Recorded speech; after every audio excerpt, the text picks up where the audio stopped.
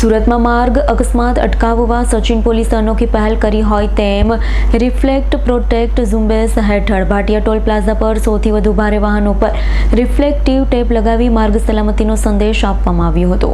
માર્ગ સલામતીને પ્રોત્સાહન આપવા અને રાત્રિના સમયે થતા અકસ્માત ઘટાડવાના હેતુથી સચિન પોલીસ દ્વારા રિફ્લેક્ટ પ્રોટેક્ટ ઝુંબેશનું આયોજન કરવામાં આવ્યું। ભાટિયા ટોલ પ્લાઝા ખાતે યોજાયેલી ઝુંબેશ દરમિયાન સૌથી વધુ ભારે વાહનોની પાછળ રિફ્લેક્ટિવ ટેપ લગાડવામાં આવી। સચિન પોલીસના જણાવ્યા મુજબ રાત્રિના સમયે રિફ્લેક્ટિવ ટેપ પ્રકાશમાં સ્પષ્ટ દેખાતી હોવાથી પાછળથી આવતા વાહન ચાલકોને ભારે વાહન સમયસર નજરે પડે છે અને અકસ્માતની સંભાવના ઘટે છે। ઉપરાંત ડ્રાઈવરોને ટ્રાફિક નિયમોનું પાલન કરવા વાહન પર રિફ્લેક્ટિવ ટેપ લગાવવાના મહત્વ અંગે માર્ગદર્શન આપી માર્ગ સલામતી અંગે જાગૃતિ લાવવાનો પ્રયાસ કરવામાં આવ્યો હતો।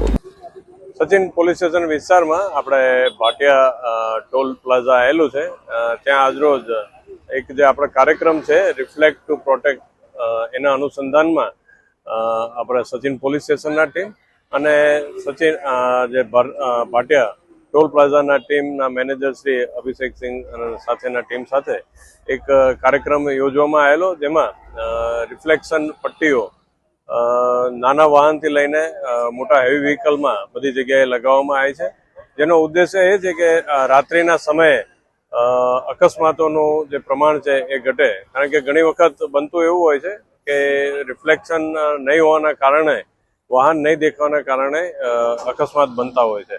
તો આ રિફ્લેક્ટર બેન્ડ લગાવવાથી લાઇટ પડવાના કારણે તરતથી નજરમાં આવતા હોય છે વાહનો, અને જેથી કરીને કોઈ રાહદારી જે રસ્તો ક્રોસ કરતા હોય એવા અને બીજા કોઈ વાહનો છે તેને ઝડપથી વાહન નજરમાં આવવાથી આવા અકસ્માતના બનાવોનું પ્રમાણ ઘટવા પામશે। Bureau report S9 news Surat. અમારી તમામ માહિતીથી અપડેટ રહેવા માટે જોડાયેલા રહો S9 ન્યૂઝ સાથે।